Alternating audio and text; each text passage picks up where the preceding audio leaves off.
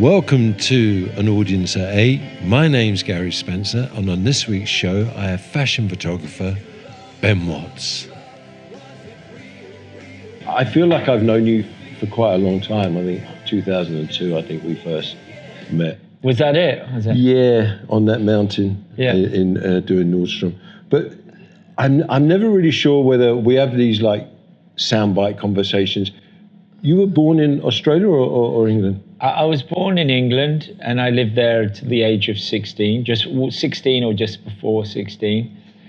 And then I moved to Australia in 1982. And then sort of when I lived there for 10 years, and in between that time, like 1986, I returned to the UK and worked, just summer jobs I worked on. So you was in Australia till your mid-20s? I was there, yes. No, not mid-20s. I went back, yeah. Wow. And what kind of jobs were you doing then? Photographically, I mean, I was odd jobbing, doing every job, whether it's delivering milk, delivering newspapers, working at McDonald's. I always say that I got my start in fast food. I was probably delivering newspapers before. I was delivering newspapers in England.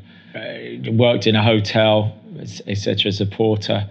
But college is where when I went to college, I got interested in photography, and then from there I started doing jobs. Before I'd even graduated, I was sort of semi-professional. So you was always shooting? Yeah, I was shooting as a hobbyist, or as part of the course. It was an elective, but I tackled everything through a photographic sort of approach by one of the lecturers, and she's a great woman, a Scottish woman. She said, Ben, this is a visual communication degree, not a photography degree.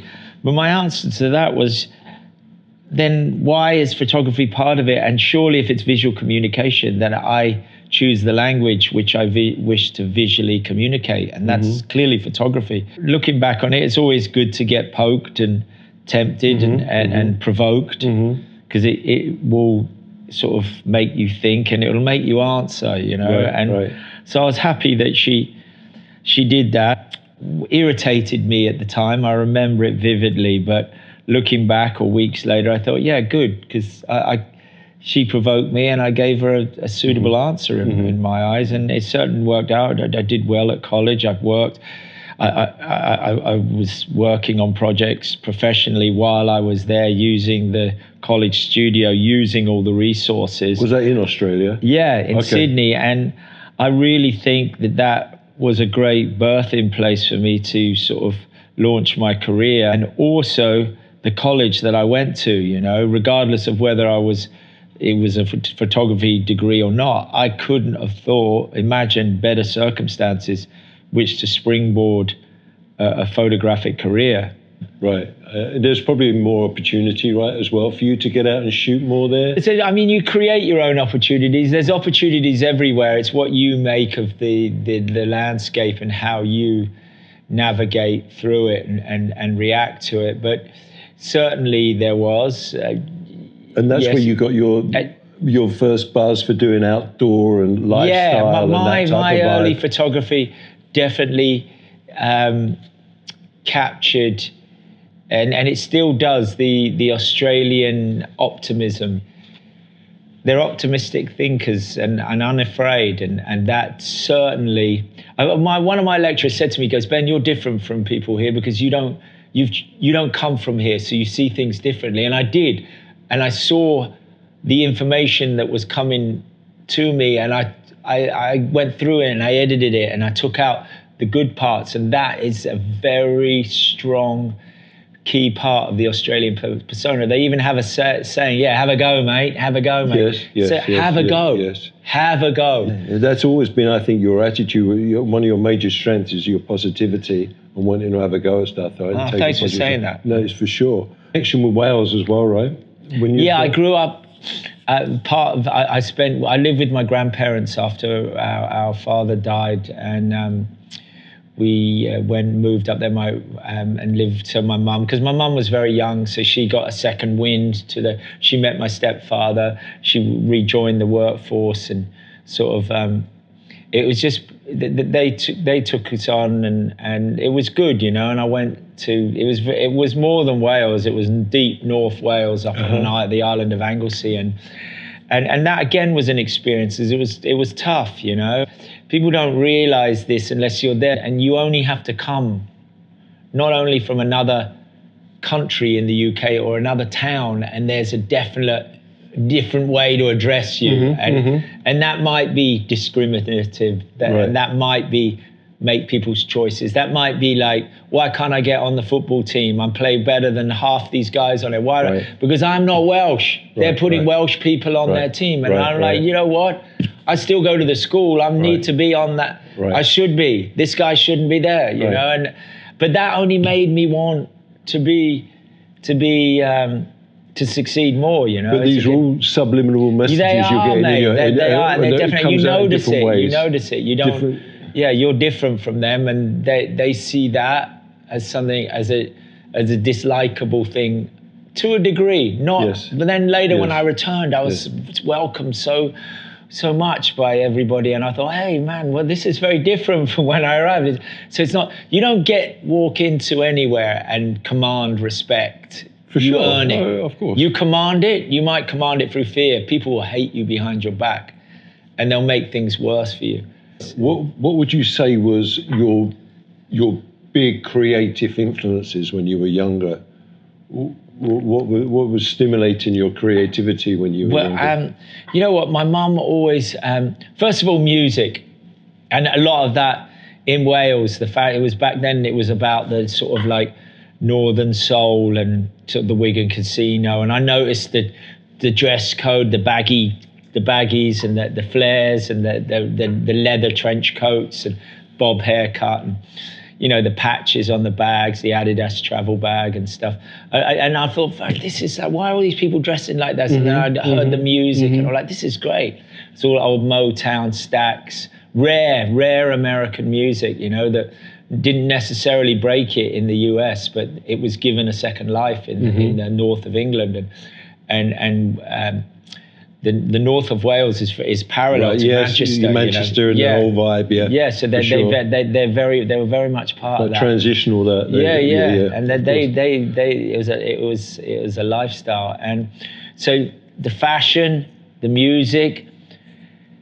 Then my mum was young, and she still had always like the Face magazine, ID magazine. That was later when I became, you know, I'd already addressed it. I got into the mod culture. I had a motor scooter. I sort of embraced sort of like soul and ska. So you in London at this time now? And I moved back to London, and a good friend of mine was lodging at my mum's home, and he was a mod. And he was into music, and I idolized it, and I'd go around on this scooter, you know, and I wanted my own scooter, and I dressed the part, and I was a rude boy, then I was a mod, and then I went to Australia, then we moved to Australia, and they had a mod scene there, and I was just fully entrenched in that. And it was just, you know, it was great times. It was all, and these cults and these fashion cults are sort of largely music and fashion is part of it. Of course, you're going to get into a creative way of thinking. You're around a lot of people that are really into it. You know, it's not just, this isn't just whimsical shit. No, it's part of it. It's their way of life. No, it isn't. It is a way of life. We lived for the weekends, and it was all about it, having the right scooter. I had my scooter all chromed out. Spent, even at the age, you know, I'd have been like 18 or something, or maybe even younger. I was getting my shirts tailor-made just shit like that. It made me proud, and that people don't think about it. That's no small feat, you know.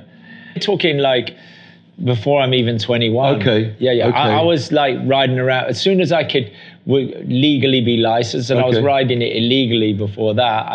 I was on my scooter riding around. I used to ride to school on it, you know. Oh, wow. Yeah. No, nobody had tried. They were all on the bus. They had no idea. They're not in pubs. I was in pubs before. Right. I was going in pubs by the age of 14. So your first excursion to America, was it New York? Hang on. Yes, it was. When I was very young, I came with my mum. Okay. But I actually went to school. Did that plant the seed for you? What? Did that plant the seed for you then? it freaked me out because it was just so noisy, I remember. And coming from like a small village in Kent, you know, on the commuter belt outside London, it was like, whoa, New York's something different. Yeah, even now when you get outside of the airport, it's not like London. It's not like, come on, all these people making all these comparisons. Get over yourself. Just, you come to New York, put a blindfold over your face and just listen and tell me you get the same. Smell it, listen to it. Tell me that your senses aren't more overloaded than they are in any other city in the world, you know, Western city, I'm sure. Yeah, no, I you know, when people have asked me about New York, and I say, well, you got to understand that when you're growing up in England and you're my age, you were fed on a black and white TV that New York is the biggest, it's the best. Right, and it is. And it's Kojak, and it's all those things. Yeah, Kojak. So that, you know, if you got the chance, you had to take that chance, no matter what came of it. Yeah. It's just something that happens, I think, to us in the UK, right? We're just fed that everything's bigger and better and it's faster, and it's just an attraction. But it is. Yeah, it really is. Yeah. And that's why sometimes I get like, dude, don't even come at me with this comparison, because it's really futile. I appreciate it. You should have pride in whatever city you come from. But don't try and enter into a competition about which, because it's not. It isn't. Yeah. Great music out the UK. Great, amazing. All the good stuff, all the culture, everything. But it's not the same as New York. Yes. Nothing is the same as New York. Before you went into photography full time, what job was you doing then, Ben? Before I got into photography full time, well, I was working in nightclubs. Was you really? Yeah. I was working on the door of nightclubs, all the trendy ones, and that was a gateway. Was that in Sydney or London? Sydney. No, yes. In Sydney, and it opened so many doors. And because you know I did the Hippodrome, right? Oh really? Yeah. I remember going to the Hippodrome. Yeah. That's funny. Okay. And did you?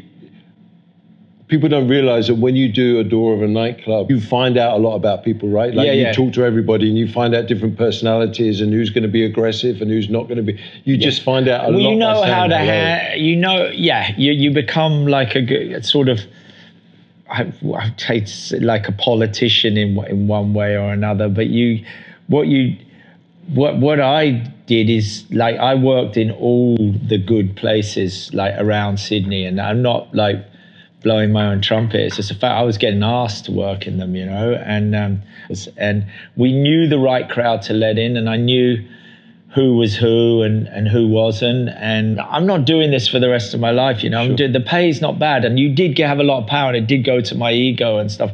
Because back then, we had more power than the DJs and stuff. They were just playing. You know, that was my club. They were, you know what I mean? Like they were my background, those guys. And I had first dibs because I'm out the front. So, you know, like that was just like, it was just amazing. I know, there's great stories of doing doors. There's all sorts of angles. Oh my God, you could make a whole sort of reality show on the stuff that went down. If, you know, we'd have like massive crowd, and the people don't queue as well. That's an English thing. They don't queue. Everyone masses the door like this, you know, like so. So you have to pick people out, and then you make, you know, a route for them to come through or call them through, you know. And if you step up and you're not called through, then you definitely... that's all changed nowadays. I mean, that was my gig at the Hippodrome, be like, that person, blah, blah, blah, blah, blah. That's all changed now, right? People don't stand for that anymore. But back in the day... No, they do. But they didn't really. Then everyone would get mouthy and come with this and come with that. Some of the crap that you listen to. And then people bribe you, and that's okay too. But why'd you let him in? I'm like, shut up, man. He gave me $100. Here's 20. And like, no, I want 50. And they give you like 200. I always tell them that they give it less and they give it, because otherwise they start screaming and crying. So it's just, anyway, I let people that worked in the fashion industry in. Right. And then I called them and got their phone number. Yeah, and they did help me out, you know. And you started to shoot. Yes. And one of my other mates was also aspiring and stuff. And I think he was like aspiring director and stuff, and he's just such a, he wouldn't even let his own mum in the club kind of guy, you know, and he would be like, no, and I'm like, John, you're going to be doing this job for the rest of your life, man. Get with it, you only have this opportunity. What was the turning point for you where you thought, you know what, I could really make a go of this photography thing? Well, just between that, doing it at college and using the thing, because I was at college still while I was working on the door, and that helped pay for you know, like accommodations and stuff. And then I started getting jobs, and then I would be working at night, and I'd be working till like, sometimes I wouldn't get home till 5 in the morning, and then I'd have to be on set at like 8, and it was just small things. It was like this one guy used to come down the club a lot. He ended up having a massive publishing company. He actually ended up owning Face and stuff, and you know, and he's like, Ben, yeah, come down, and then they'd always be really rude. You go in there, and they'd be like, oh, one of his friends, you know, because they knew that he'd like to go out and hang out, but he was actually the owner of the whole publishing group. But then they saw my work and they're like, no, this is pretty decent. So we get to sort of appease the big boss, and it's actually of value to us. It's not just some clown. You know, I just got to take this more professionally. I can't be like, people are going to think that I'm just like working on the doors. And this is Australian, shooting and then I need shooting. to go. I need to step back away from this and get full time into photography. And part of my ego, like, I still love the nightlife and stuff. So I'm like, I'm sad to let this go, you know, because I had a real camaraderie and friendship with a lot of people who worked in that world, and I didn't want to lose that touch, but eventually it was all good, you know. And then I went over to the UK, and I sort of had done what I could do in Australia. I could have stayed and done, but how long was it going to go on for? It was quite a rapid rise, which could mean forecast a small market, right? A rapid descent. Yes. So I'm like, I've got to, now I've grown my wings, I've got to fly, you know, because if I don't,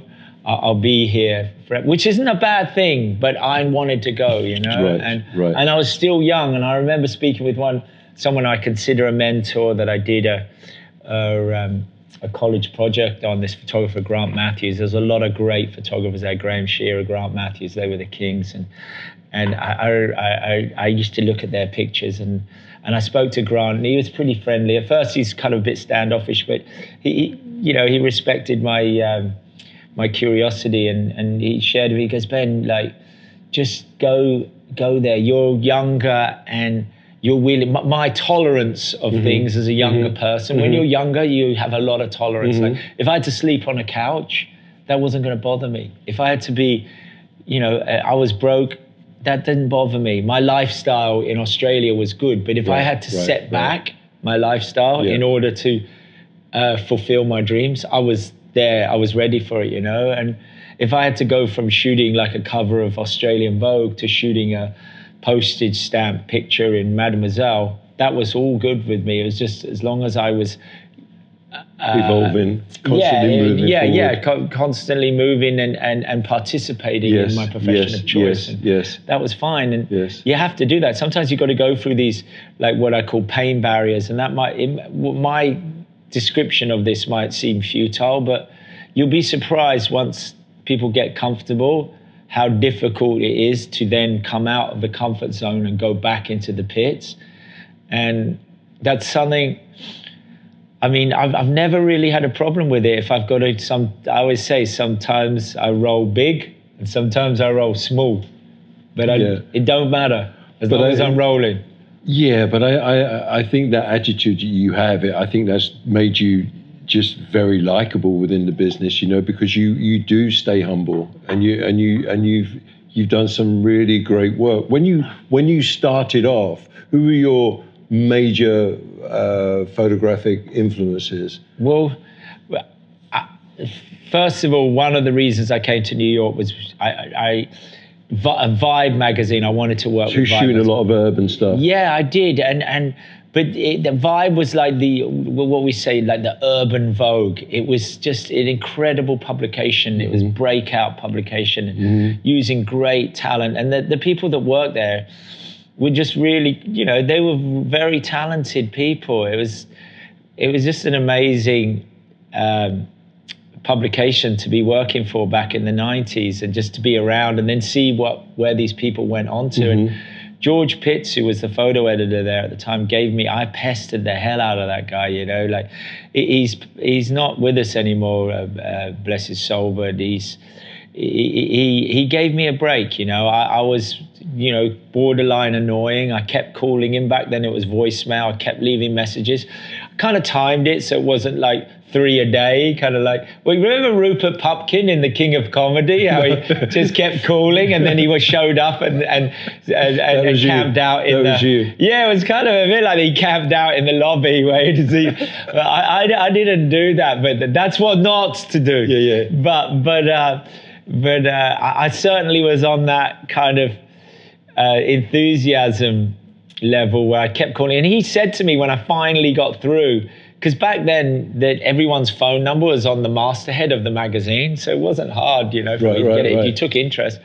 And he goes, "You've been calling me a lot," and I was like, "Yeah, I have." And I really think if I could get some time, if you had a moment and I could come in, and I think you'd agree it's worth your while. And he goes, "Well, you know, who have you been working for?" I said, "Sky Magazine." And he said, "I'm not a fan." And like, I said, I stopped. I was like, I honestly, I'm not either. But the assignment I had was, the submission I made was something of personal interest, and that is why I took the job on. You know, I'm proud of the pictures. Right. It's the pictures that I'm proud of. And he's like, "Listen, Thursday, 3 p.m., come in." He goes, "I'm glad you pestered me and came down. I'm glad you were persistent." He said, "I'm glad you were persistent, because there is work for you here at Vibe." And I think it was Ditto, or he was the art director. He came over and I met them. And Graham, Derek Proco, he was like London guy. He was working at the Face magazine and got on so well with him. And it was just, we just felt, and it slowly started into place. It was organic. Come into place from there. Yeah. Your book, is it Big Up? That is based a lot based on that, right? Yeah, it was my scrapbook kind of stuff, and that's what I showed to George, and he was very receptive of it. And that's why I say, if people come at you asking for stuff and asking for time, if you have time and it doesn't cost you anything, then just do it. It's not it's not a deficit. It's not a deficit. I can't stand, I've been around so many people and I've watched them, they've been so protective of their time and so protective of, it's like, what are you protecting? You're just being selfish. You're not protecting anything. This person wants nothing more than just a simple, it's not taking anything. It's costing you nothing. It's not taking anything away from you, but it means a lot to them. That goes back into your general attitude of people. It does, but I'm around a lot of people that I do see play these stupid and it's very games. Broad. The people you surround yourself with is very broad, and I think that really helps in your influence and your work as well. Right. Would you describe yourself as a lifestyle photographer? Yes. Or a fashion photographer? I'm a lifestyle and fashion photographer. I certainly wouldn't say I'm only one or the other. I wouldn't. I have a certain way of shooting fashion, and some sort of sophisticates might like to sort of say, well, you're not fashion. And I'll say, well, then tell me what fashion is, because I'm fashion to a T, man. I'm one of the most fashionable people out there without trying, you know? And so don't come at me with any rules. Because you're on that cutting edge all the time. But anyone that cavaliers as something or whatever, you better be able to back it up. I'd never do that. Yeah, sure. What was the job for you which you felt changed everything for you? That took you somewhere else, that you thought, wow, I could really push on from here? Yeah, well, that would be early doors in Australia, where Nancy Pilcher, Lincoln's Pilcher's mother, she gave me a break at Australia Vogue, and her and Kathy, I've forgotten her second name, she was the art director. But basically Nancy was making the decisions. She's like, talk about optimism and just, you know, and forever they did use Graham and Grant, you know, and but they gave me this fashion story, and I had only just departed from the nightlife world, but I brought in a lot of people, interesting people from that world, and it really made some pictures that were different from what they were used, but still good, still going in that Australian optimistic, sort of healthy, fun sort of approach, and it was good. It was standout work, and I received a lot of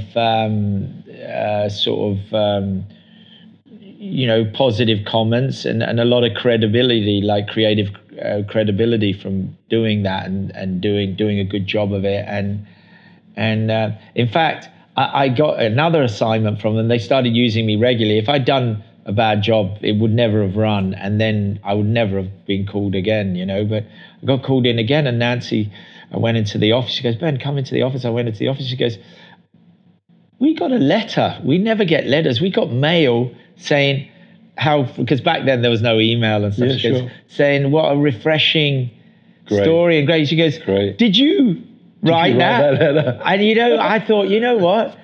No, I didn't. But I'd like to take credibility, because had I even thought of that, I'm not beyond that. Yes. I would go in. I would put 20 letters in the mail from different, postcodes. I'd have spent my week driving around mailing letters. But I honestly, that something like that gone right over my head. I think you market yourself very well. Yeah, but there's a lot of guerrilla marketing you can do that's off boundaries and stuff, and it does make a good impact, and I'm certainly not above it. When my first book came out, like Virgin Records was a big place for like music.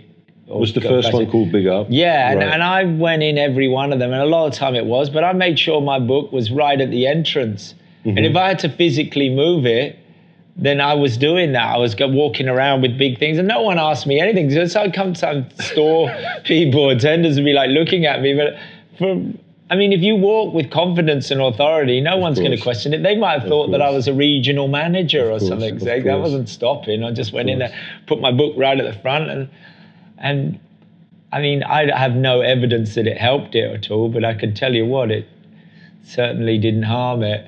So you're in New York, you're doing the stuff for Vibe. Working with Mademoiselle magazine. Right. Trying to get some advertising campaigns. What was your first big advertising campaign where you thought it was big? Yeah, I was working with Nike. Okay. And then we went around the world, and it was bloody great. We were going out to Oregon, and it was like a new part of America that I could never even think of. That's perfect for you, Nike, right? Because it's so outdoors. Yeah, it was. It was really good. And I got on really well with the people that worked there. I ended up working with them a lot, going to Brazil, going to China, going to Taiwan, went to London, went to the Den, photographed Casey Keller. Oh, right, okay. Yeah. Greg. That's gritty over there, the Den, for sure. Yeah. One of the groundsmen tried to give me some aggro, and I'm like, dude. They do at Millwall. Shut up. That's just the way it is. No, I was kicking the ball about. He goes, do I have to? I'm like, do you have to? I'm like, I don't, but it's really none of your concern either way. We went to a Brazil training day, and they were on the pitch training. A lot of fans show up for training, and Ronaldo was not the Ronaldo R7, the other, C7. No, the other one. Yeah. What do they call him? I don't know, but he can play too. Oh my God, I've got pictures of me playing foosball with him. Janino was in it. A couple of the guys that were playing with I think they were playing with Tottenham, or I'm trying to think. Giovanni.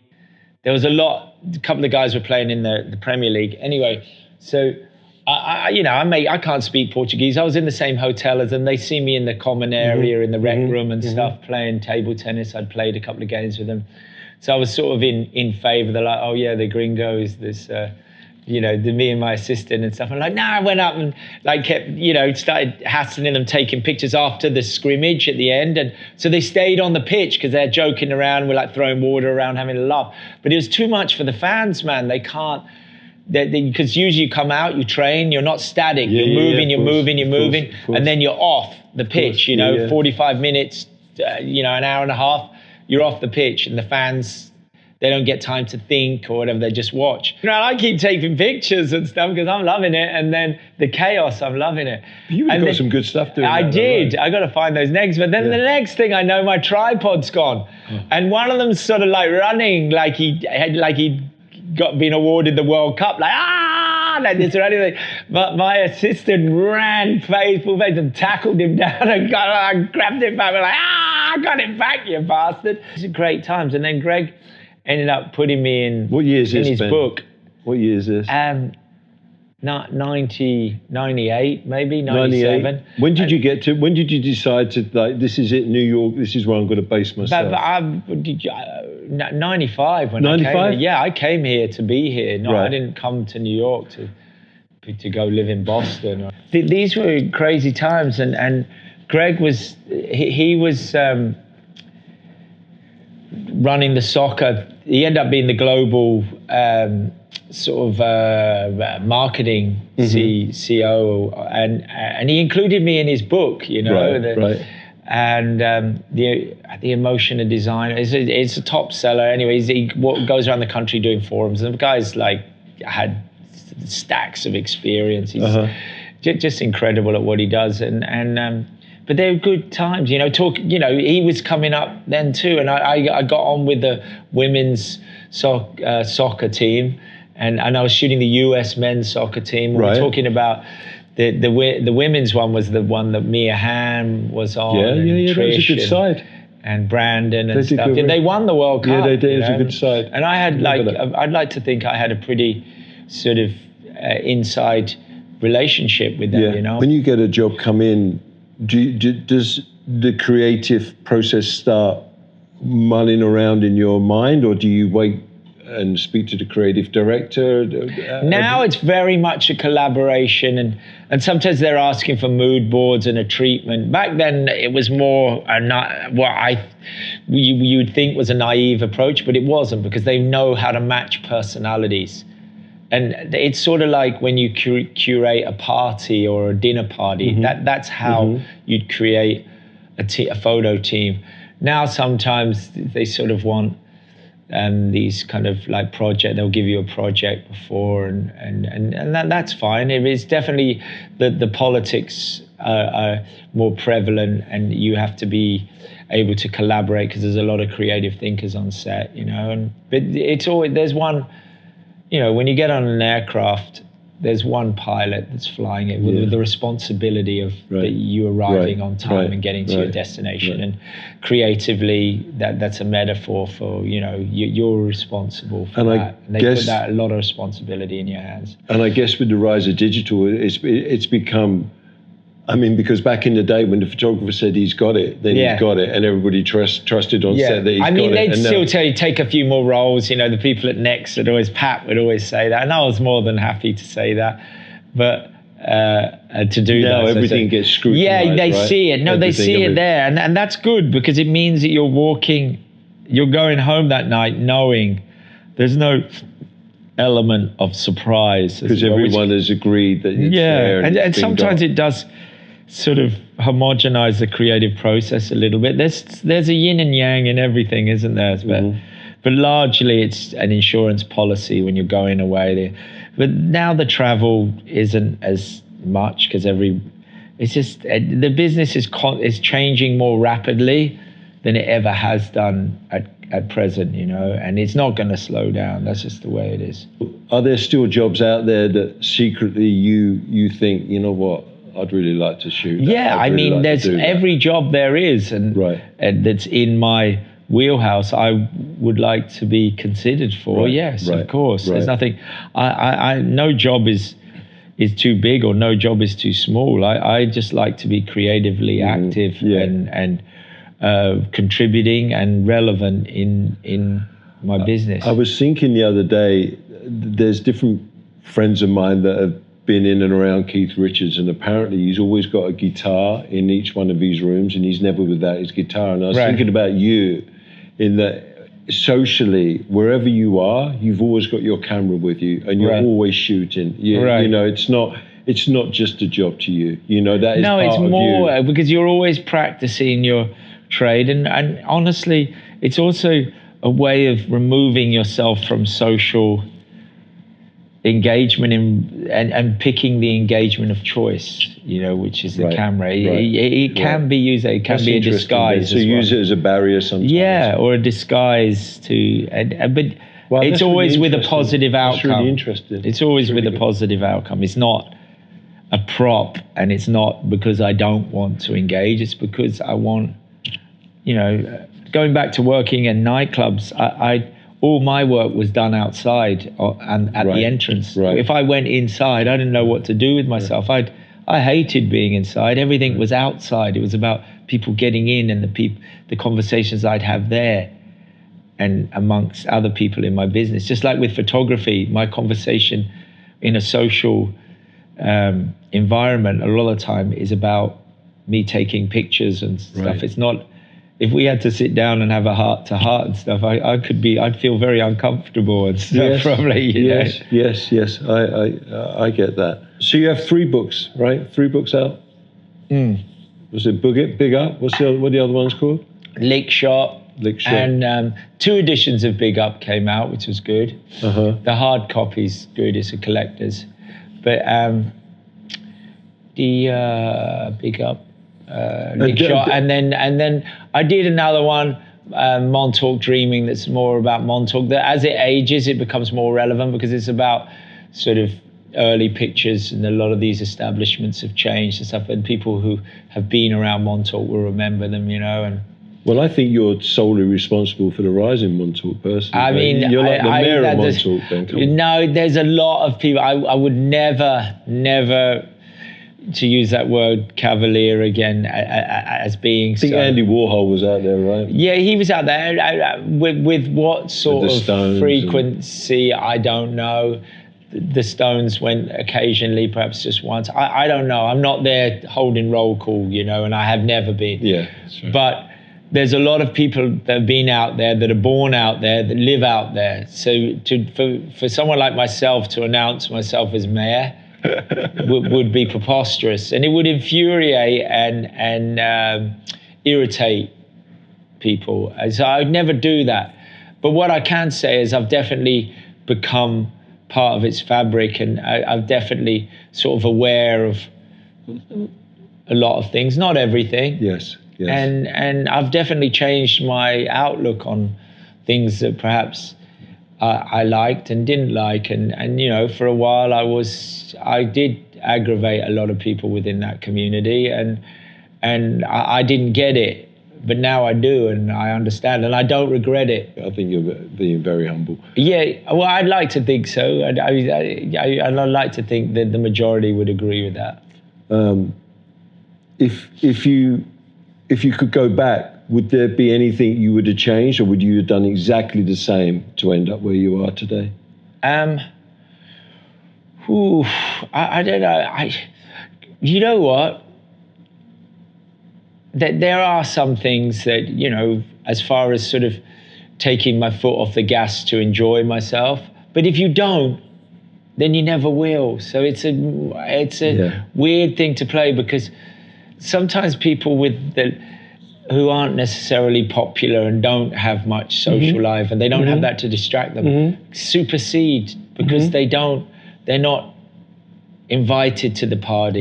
Yes. They don't stay at the party. Agreed. Perhaps that I mean, like maybe, but I always wanted to, because I wasn't at first, and I never did. And then when I did, I'm like, you know what, I don't mind this. And I used it for my benefit, and I didn't stay too long, but I think sometimes perhaps if I'd put more effort in and been less about sort of going out to these, but honestly, probably not. It's minor stuff.